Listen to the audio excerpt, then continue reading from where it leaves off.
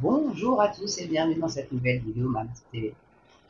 On a tous besoin de notre connexion internet, tous, on est devenus complètement accros et même voire pire encore, dépendants. Et puisqu'ils veulent dématérialiser nos permis de conduire en plus de nos pièces d'identité, les mutuelles aussi s'y mettent, les assurances auto s'y mettent. D'ailleurs, ma mère lui a annoncé qu'elle ne recevrait plus sa petite vignette verte. Le petit souci, bien évidemment, c'est qu'elle a un téléphone à clapet. Je vois mal comment ça pourrait être fait, donc il va falloir que je m'en occupe encore de ça. Je suis très occupé, j'ai un emploi de temps de ministre. En tout cas, là, il va s'agir plus de connexion Internet dans cette vidéo, parce que figurez-vous qu'il y a des petits rigolos qui volent des câbles et des câbles et des câbles entiers de cuivre. Et que, eh bien, les réparations, ma foi, ça prend pas un jour ou deux, ça peut prendre plusieurs semaines, voire plusieurs mois. Donc vous vous retrouvez, généralement, c'est fait dans des endroits isolés pour pas se faire choper, vous vous doutez bien qu'ils font pas ça dans les grandes villes. Et donc, les gens qui sont déjà isolés de par leur situation géographique se retrouvent isolés, donc bien évidemment sans télé parce qu'il n'y a plus d'antenne râteau, plus non plus d'accès à Internet, et plus de téléphone. Plus rien. Zob et la mouche, plus rien. Il ne reste plus que la radio et le journal papier. Bon. Bon. Donc là, c'est un article du site Clubic qui nous fait part de ces petits délinquants. Alors, c'est beaucoup des Roms et des Gitans. Je suis désolé pour cette communauté-là, mais mon fils a déjà vu leur méthode. C'est-à-dire que les gars, ils prennent un camion treuil, ils enfilent, ils enroulent le câble à cuivre sur le treuil, ça monte ou alors ils roulent jusqu'à ce qu'il n'y ait plus rien. Et ils t'en rendent le cuivre après derrière. À des entreprises qui, eux, sont peu scrupuleuses et évidemment utilisent le cuivre qui a été volé. Bon. Alors, je vais découvrir l'article avec vous, je ne sais pas s'il parle de ça très honnêtement. On va voir.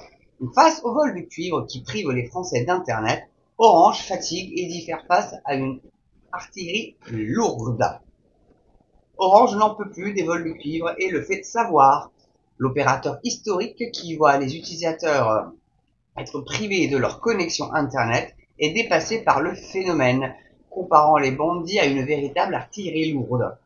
Cette fois, c'en est trop pour Orange. L'entreprise propriétaire du réseau cuivre ADSL en France, d'ailleurs vouée à disparaître d'ici 2030, a subi pas moins de 1600 vols de câbles à travers la France l'an dernier. On parle ici de 1200 km sectionnés, de pertes financières majeures et de milliers de clients privés de téléphone et ADSL. Et la télé aussi par la même occasion. Parmi les régions les plus touchées par ce phénomène, on retrouve l'Occitanie où Orange estime son préjudice à plusieurs centaines de milliers d'euros. Plus de 200 gendarmes y sont mobilisés pour tenter de l'endiguer. Bien du courage les gars, surtout quand on sait les communautés qui font ça. Bon, je ne vais pas les stigmatiser, mais pas bon, ils sont un peu connus pour ça. Donc, plusieurs vols de câbles constatés chaque jour en France. Les chiffres sont, il faut le dire, alarmants. 1600 vols de câbles pour la seule année 2023, cela correspond à plus de 4 larcins chaque jour sur le territoire. Nicolas Brochot, délégué régional d'Orange Occitanie, confirme que ces vols ne sont pas anodins et que les personnes derrière ces opérations sont particulièrement organisées, en ce qu'elles nécessitent des poids lourds et du matériel pour tronçonner les câbles. Moi j'avais une autre méthode, mais bon apparemment il y a celle-là aussi. Donc le réseau cuivre crucial pour les communications du pays est la cible principale de ces vols. Puis oui, c'est vrai que le cuivre en bourse, il monte, il monte, il monte, il monte. Bon, donc voilà. Donc endommager les plus gros câbles qui vont jusqu'à 1800 paires de cuivre impacte non seulement les services d'Orange, mais aussi les services vitaux du pays. Les hôpitaux et les forces de l'ordre font partie des victimes les plus critiques. Et le préjudice ne s'arrête pas aux pertes matérielles, puisqu'il touche aussi bien des entreprises que des particuliers, et ce, indépendamment de l'opérateur choisi. Quant aux perturbations, elles ne se limitent pas à une brève coupure de la connexion. Les opérations de réparation peuvent en effet être très longues, c'est ce que je vous disais au tout début, avec une durée qui se compte en semaines, parfois en mois. Alors qu'Orange désespérait, la riposte s'organise. Le plus terrible pour Orange, c'est qu'il est difficile, voire impossible, même d'assurer une surveillance convenable du cuivre. La complexité des réseaux enterrés, souvent associés à des infrastructures routières ou ferroviaires, complique justement cette surveillance. Une aubaine pour l'organisation du trafic de cuivre qui en a parfaitement conscience. Néanmoins, la riposte s'organise et a récemment conduit à une opération saluée par l'opérateur. Grâce à la mobilisation de quelques 200 gendarmes au mois de janvier, une dizaine d'interpellations a eu lieu pour un préjudice estimé entre 200 000 et 400 000 euros. En collaboration avec les ministères de l'Intérieur et de la Justice, une convention de lutte contre les malveillances a même été mise en place, avec pour but de faciliter le partage d'informations. À un tel niveau de dégradation, on se dit forcément que tous les moyens sont bons pour tenter d'endiguer le vol de l'or rouge. Orange aimerait sans doute avancer le temps jusqu'à l'extinction du réseau cuivre pour entériner de façon définitive la bascule vers la fibre optique.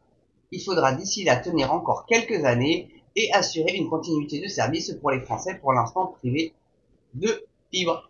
Et c'est mon cas, moi je suis encore en ADSL, mais je suis pas en Occitanie. Mais il y a souvent des camps de gens du voyage qui viennent s'installer. Hein. Faut voir après dans quel état les champs sont récupérés, mais les mairies les autorisent. Hein. Donc parfois ils ont l'autorisation, ils attendent gentiment, ils y vont. Mais parfois ils n'ont pas l'autorisation, ils s'installent, ils pètent tout et voilà quoi. Et après ils vont aller commettre des larcins. Et c'est surtout les cuivres parce que ça se revend très très bien. Mais très très bien. Enfin voilà quoi. Donc si vous habitez en Occitanie et que vous me regardez, bah écoutez, force et courage à vous les gars, hein, parce que bon là, plusieurs semaines ou plusieurs mois et vous pouvez appeler, bah non, vous pouvez plus appeler, con. Faut aller directement au fournisseur, aller gueuler, quand est-ce que c'est rétabli, quand est-ce que c'est rétabli, quand est-ce que c'est rétabli. Ou au Comico, ou à la gendarmerie, ou alors directement écrire au ministère de l'Intérieur apparemment. Mais bon, bah Darmanin, il a peut-être autre chose à foutre. Là, il a un imam à dégager parce que apparemment le drapeau français, c'est satanique. Voilà, le mec il prêche ça. Non, tranquille, hein, tranquille, tranquille. La bagnole sur une reste, je crois, ou un bled dans le genre là, je sais plus quoi. Voilà, en fait, comme l'imam est cuissenne, on va pas pouvoir l'expulser et ça va être il va aller s'échapper en Belgique et les Belges eux vont s'en charger pour aller le rapatrier en Tunisie. C'est un Tunisien. Mais à moins que la loi immigration, on va voir, tiens, si la nouvelle loi immigration permet de l'expulser plus facilement. Bah tiens, petit test. Alors si réellement le Conseil Concite a eu raison d'enlever tout ce qu'il a enlevé. Voilà. Bon, c'est tout pour moi pour cette vidéo. N'oubliez pas le pouce, la cloche, l'abonnement s'il vous plaît, je vous jure. Vous êtes 28 000 encore à me regarder et à ne pas être abonné. Si au moins la moitié pouvait le faire, ça serait super sympa. C'est dit, j'ai promis, vidéo sans casquette, le jour où j'atteins les 10 000 abonnés. Bon, je les avais fixés pour le 25 décembre de cette année. Bon, après, ça peut venir avant. C'est vous qui voyez, les gars. Et puis aussi, le petit don, hein, ce que vous pouvez mettre, bien évidemment, pour vous, ça part de 50 centimes. Et puis après, vous mettez ce que vous voulez. Si vous voulez mettre plus, c'est vous qui gérez vos finances et votre budget. Ça n'est certainement pas mal, ça. Et puis la petite souscription aussi, si vous voulez avoir des petits goodies supplémentaires, des emojis un peu sympas, etc. que j'ai choisi par mes soins. Voilà. En tout cas, passez une bonne journée, une belle soirée selon l'heure à laquelle vous regardez cette vidéo. Portez-vous bien et surtout, prenez soin de vous. Moi, je vous dis à très bientôt pour une prochaine vidéo sur Manipulé. À ciao.